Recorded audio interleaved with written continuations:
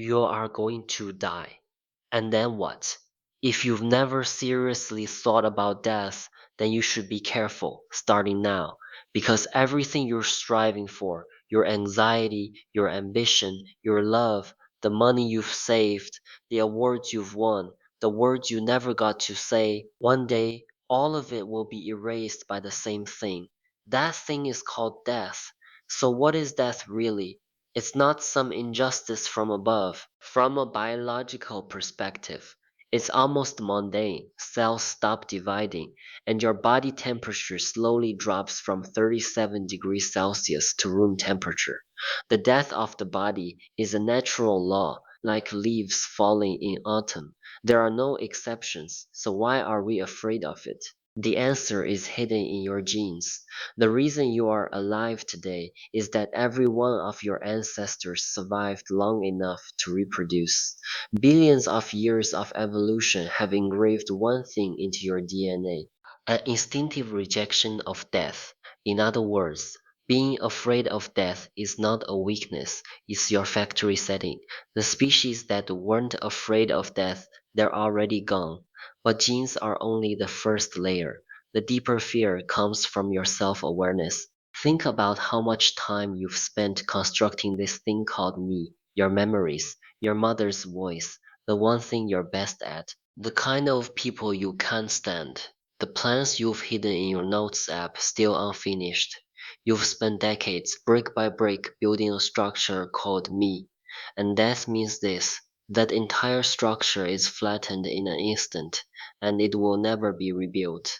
At the same time, your brain fears something it cannot even comprehend: what it feels like for me to not exist. You can imagine sleep, you can imagine unconsciousness, but in those states there is still a you waiting to wake up.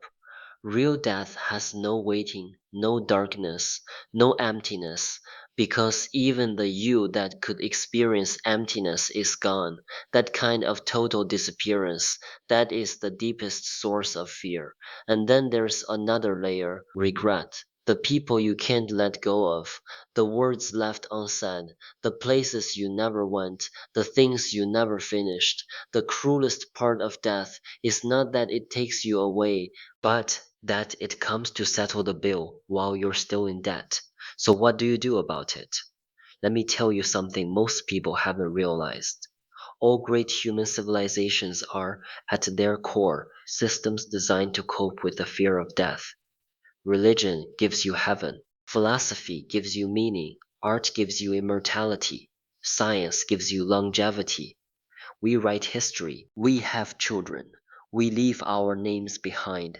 All of it is just us saying the same thing: I was here. I don't want to be forgotten. But all of these answers share a common flaw: they are negotiations with death, not true reconciliation. The real way forward is not to ask, what happens after I die, but to rethink, what does it mean to be alive?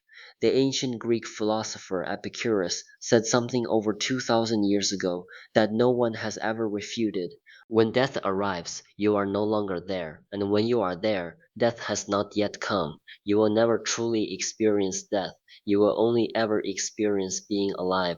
In other words, death is never your problem, it is a problem for those who remain. What you're truly afraid of has never been death itself, but three things: the pain of separation, the weight of regret, and the possibility that after you disappear, the world carries on as if you were never here. So the solution is not to become unafraid of death, but to live in such a way that death becomes less important. First, settle your relational debts. A lot of your fear comes from unfinished business with people, unspoken gratitude, unsaid apologies, unexpressed love. You think there's still time, but time never tells you when it ends. Make that call today. Say that sentence today, not for ceremony, but so that if you leave at any moment, your accounts are clear. Second, stop postponing life into the future. Live in the present. Half of people's fear of death comes from the fact that they've never truly lived. They live in plans, in anxiety, in other people's expectations. I'll leave when I get promoted. I'll leave when I buy a house. I'll leave when things settle down. And then death arrives, and they realize they were never actually present in their own life. Fully inhabiting this moment is one of the most effective antidotes to the fear of death, because someone who has truly lived doesn't need immortality to prove they existed. Third, make the self smaller and make connection larger. You fear the disappearance of me because you've placed all the weight on that single word. But when you genuinely care about someone, or devote yourself to something larger than you, the boundaries of me begin to blur. Creators live on in their work. People of action live on in what they change. This is not self-deception, it is an expansion of the self. The deeper your connections, the less that can take away. Let me end with something that might make you uncomfortable.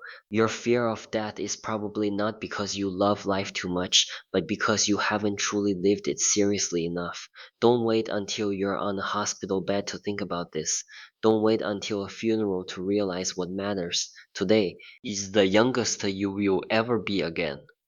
And the death, it's just a reminder that your ticket has an expiration date.